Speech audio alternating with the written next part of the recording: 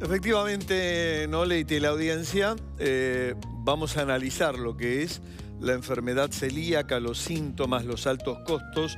Hay 34.000 celíacos en nuestro país, fíjense ustedes, pero este dato todavía preocupa más.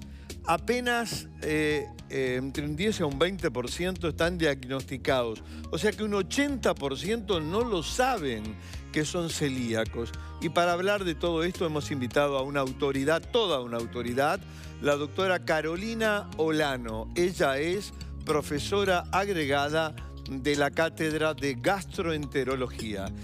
Doctora Carolina, un placer. Gracias por tenerte. Gracias por la invitación. Al contrario, doctora, por más que mucho se habla, mucho se sabe, pero una definición estrictamente técnica de lo que es la enfermedad celíaca. Bueno, la enfermedad celíaca es una enfermedad autoinmune que se produce en individuos que tienen una condición genética para tener esta enfermedad, que afecta varios órganos de todo el organismo, pero en especial el intestino delgado, donde se produce una atrofia del intestino. Eso lleva a que se malabsorban los alimentos, que no se absorban correctamente los alimentos, y es una enfermedad que característicamente es desencadenada por la ingesta de una proteína que se llama gluten. Gluten. La intolerancia al gluten, eso sí es lo que domina más la gente, ¿no? Al trigo, a la avena, cebada, centeno. Exacto. Hay una sigla muy característica que se llama TAC. TACC, que quiere decir trigo, avena, cebada y centeno. Nosotros sabemos hoy que la avena en realidad podría ser consumida por los celíacos, pero en algunos países, como en los países latinoamericanos, la avena se seca y en el proceso de secado se mezcla con otros cereales que tienen gluten. Por lo tanto, nosotros le sugerimos a los celíacos en este país y en esta parte del mundo que no consuman avena porque tiene generalmente contaminación con gluten. O sea que trigo, avena, cebada y centeno son los cereales que sugerimos o los celíacos no deben comer. Doctora, antes se asociaba la enfermedad celíaca exclusivamente a los niños, pero hoy podemos hablar, sí, que también se presenta en adultos y en adultos mayores también. Exacto, exacto. Antes, hace mucho tiempo, los pediatras eran los que nos enseñaban sobre enfermedad celíaca y la veíamos solo en pediatría. Hoy sabemos y diagnosticamos todo el tiempo adultos, pero inclusive adultos mayores. Personas que han tenido síntomas toda la vida o porque empezaron sus síntomas ya en la edad adulta. O sea que a cualquier edad uno debe pensar en la enfermedad celíaca. Esto es muy importante, ¿no? Muy importante. Porque hay gente que come. ¿Y qué riesgo hay, doctora, para este número que asusta de un 80% de población celíaca que no está diagnosticada? Bueno, en realidad, ¿por qué no están diagnosticados? ¿Por qué? ¿Por qué? Porque, bueno, pueden ser por varias causas. Primero, por cómo se presenta la enfermedad. La enfermedad celíaca puede presentarse sin síntomas o puede presentarse con síntomas. Si es sin síntomas, ¿cómo nos damos cuenta? Porque a veces buscamos dentro de los familiares de primer grado de un paciente celíaco, nosotros sabemos que un 12% de los familiares de un paciente celíaco pueden ser celíacos. Por lo tanto, buscamos en la familia aquellas personas que aún no teniendo síntomas puedan ser celíacos. Así descubrimos aquellos que son asintomáticos. Pero también hay pacientes que tienen síntomas que pueden ser uno o poquitos síntomas. En ellos tenemos que estar atentos y tenemos que buscar síntomas claves para la enfermedad, como son, por ejemplo, la anemia. La anemia. Anemia. Un paciente que se busca causa de anemia y no se encuentra, siempre hay que pensar la enfermedad celíaca. O sea que ese es un síntoma principal. Después hay otros síntomas que son de la esfera digestiva o de la esfera no digestiva.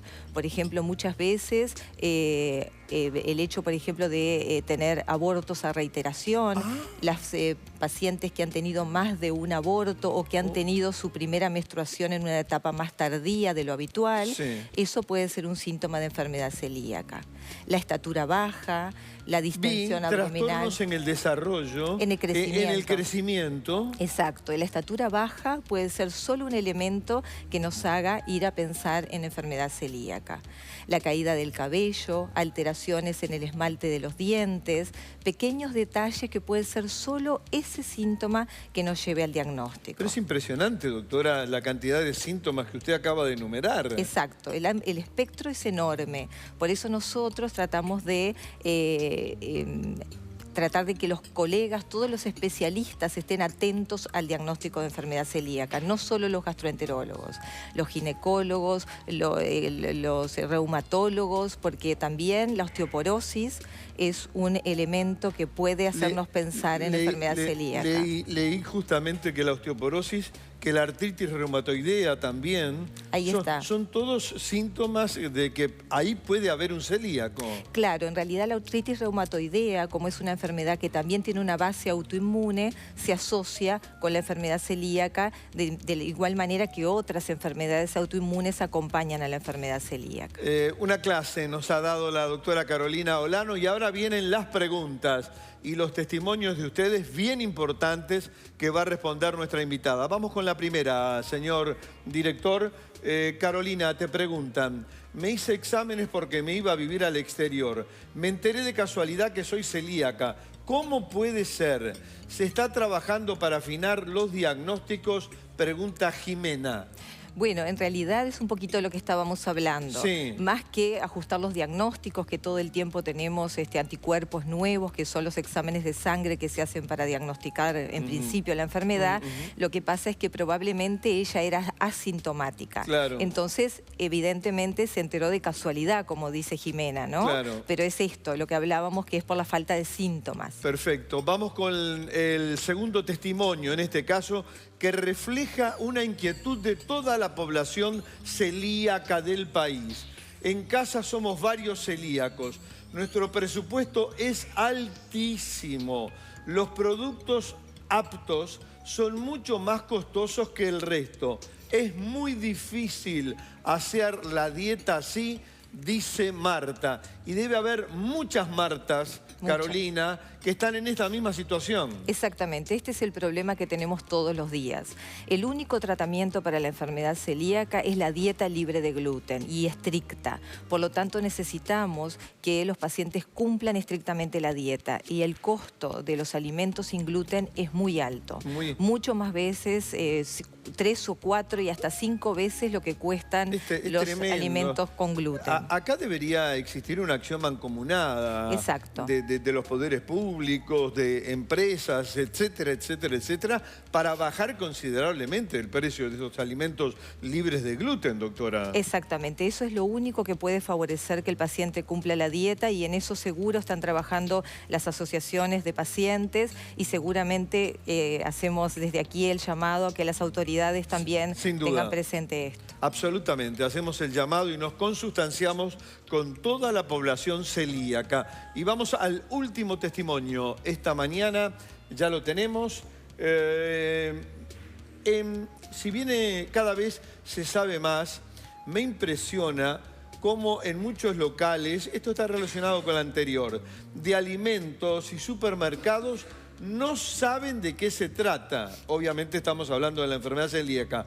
Hay mucha falta de información y preocupa, dice Federico. Doctora. Estoy de acuerdo. Nosotros estamos trabajando desde la parte médica, también las asociaciones de pacientes. Se está tratando de lograr que la población esté informada de que es la enfermedad celíaca, pero también los lugares fundamentalmente donde se venden los alimentos o donde se sirven alimentos. Es importante que los restaurantes sepan, los bares sepan, que no den información equivocada, que no digan este es un producto que no tiene gluten y en realidad no saben si realmente lo tienen o no. Se está haciendo una gran movida por parte fundamentalmente de las asociaciones de pacientes para informar, para tener a los cocineros y a todo lo que tiene que ver con el ambiente de restaurantes y bares en información de cómo cocinar y hacer la manipulación de alimentos correctamente. Doctora, una clase didáctica realmente de enorme importancia. Un placer haberla tenido como otras tantas veces y vamos a seguir convocándote. Ojalá que sí. Muchísimas gracias. Gracias, doctora. Un placer.